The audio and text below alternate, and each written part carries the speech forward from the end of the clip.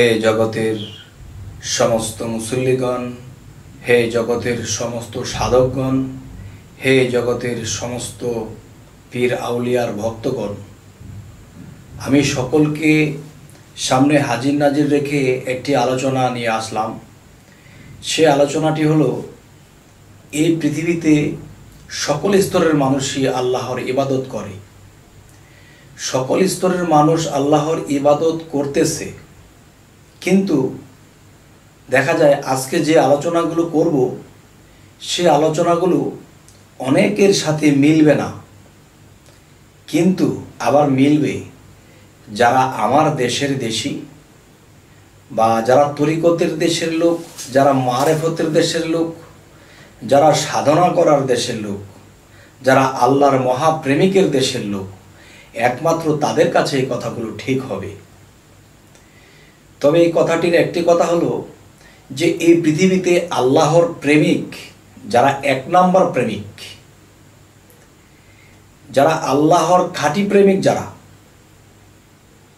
তারা এই পৃথিবীতে ভিখারি ছাড়া আর কিছু থাকে না।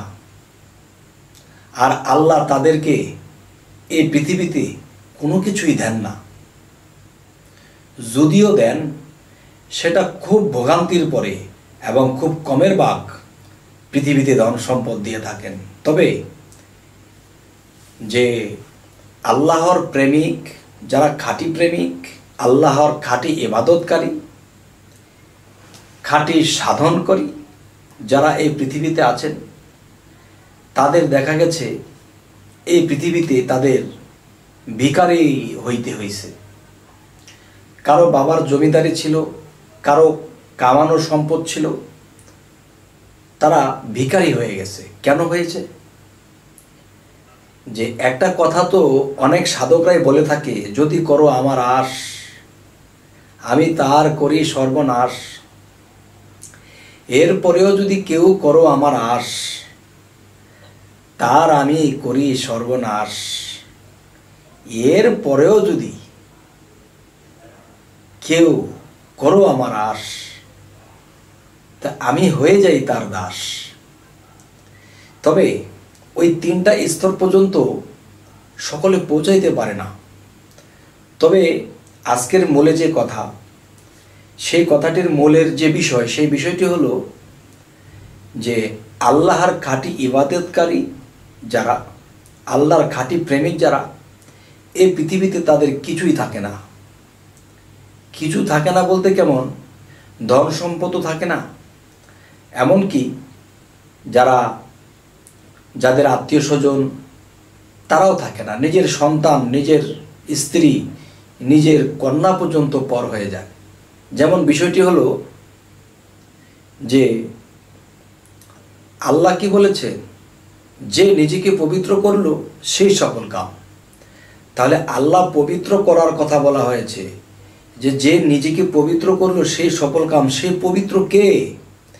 সেই পবিত্র যখন একজন মানুষ বা একজন সাধক যখন সেই পবিত্র হতে যাবে, তখন তাকে নোংরা দেখা যাবে। তার শরীরের কাপড় ভালো না, তার হাঁটা ভালো না, তার খাওয়া দাওয়ার অবস্থা ভালো না, সে খাওয়া দাওয়া করতেও দেখে না, কেউ নামাজ পড়তে দেখে না, কেউ বিভিন্ন ইবাদত করতে দেখে না। তখন মানুষ তাকে ভণ্ড বলে। আচ্ছা, এখন এই যে মানুষে ভণ্ড বলে, একজন মানুষ আরেকজন মানুষকে ভণ্ড বলতেছে, খারাপ বলতেছে, তুছনাছ করে কথা বলতেছে, তুচ্ছ করতেছে, তখন সেই মানুষটি মুচকি হাসে আর বলে যে হে আল্লাহ, তুমি যেই পরীক্ষার মধ্যে আমাকে ফেলেছ, সেই পরীক্ষা যেন আমি উত্তীর্ণ হইতে পারি। তাহলে যারা এরকম গালমন্দ করতেছে, তাহলে কি করতেছে তারা এই সাধকের পাপগুলো ঝরিয়ে ফেলে দিচ্ছে। সে যখন এই কথা শুনে হাসে এবং আল্লাহকে স্মরণ করে যে আল্লাহ তুমি আমাকে সহিবার শক্তি দিও, তখন সেই সাধকের শরীর থেকে পাপগুলো খসে পড়ে যায়।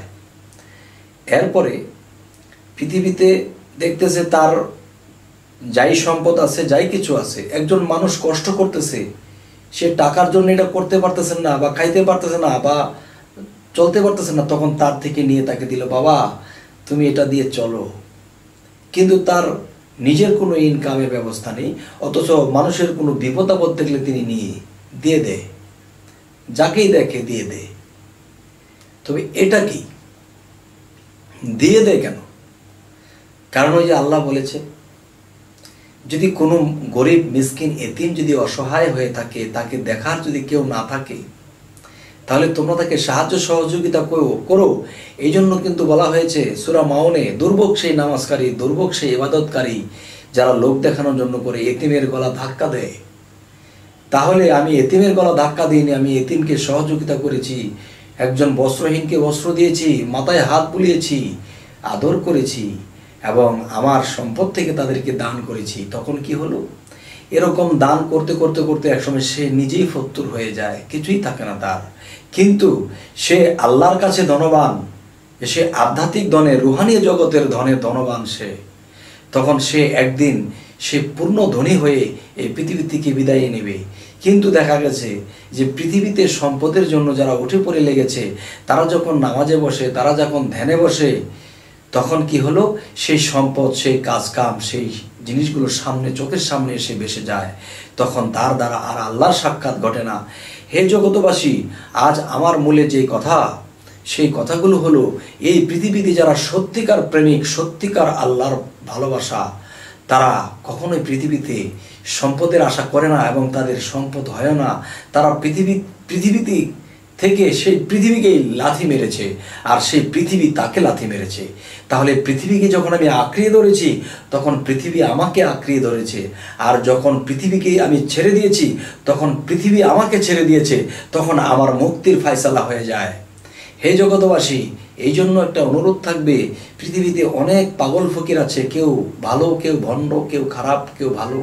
তবে আমি তো আর জানি না, আমার তো সেই চক্ষু নেই, তবে আমি কিভাবে তাকে খারাপ বলি?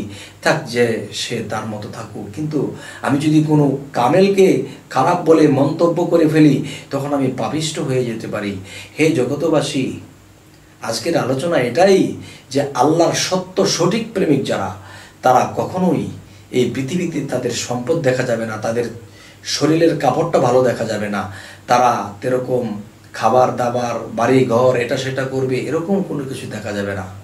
তবে হ্যাঁ, আল্লাহ কি তাকে নিরাশ করে?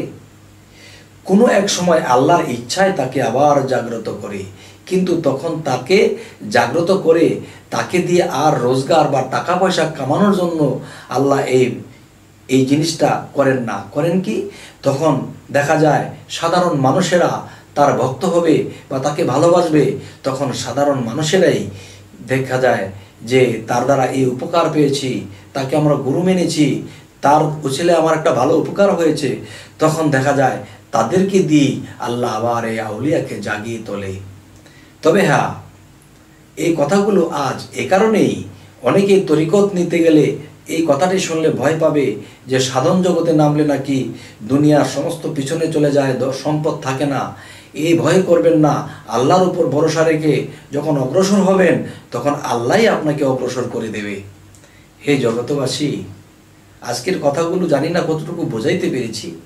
তবে যাই হোক, আমাদের একটি আলোচনা আপনাদের কাছে যেমনই লাগুক, পরবর্তী আলোচনা যেন আরও ভালো করতে পারি।